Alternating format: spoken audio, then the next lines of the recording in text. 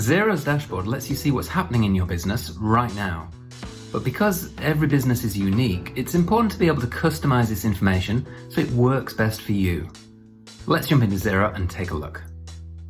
Here's the dashboard. You're probably very familiar with this already.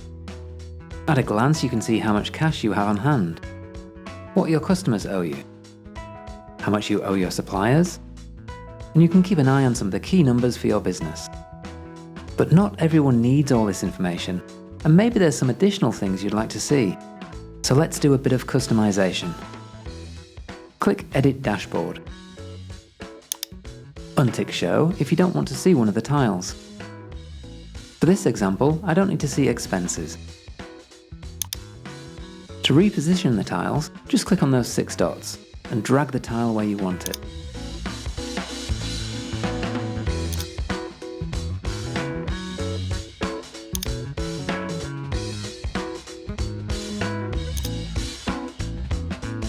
Once you're done, save changes.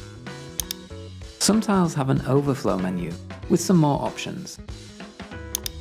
If there are other accounts you'd like to include in the watch list, click Edit Accounts Watch List to open the chat of accounts. Go into an account you'd like to keep a close eye on and select Show on Dashboard Watch List. And save. Back on the dashboard, we can now see our repairs account.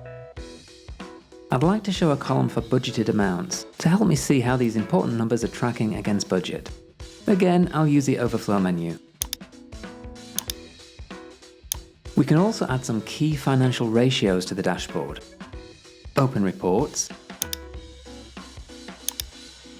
and search for Business Performance. If there's a ratio that's particularly relevant for your business, click the star. Here I'll select Current Ratio, Gross Profit, and Net Profit on Net Sales Percentage.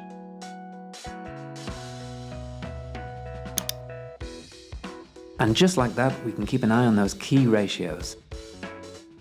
So that's it, a super quick way to tailor the dashboard to your business. If this video is useful, give it a like, and thanks for watching.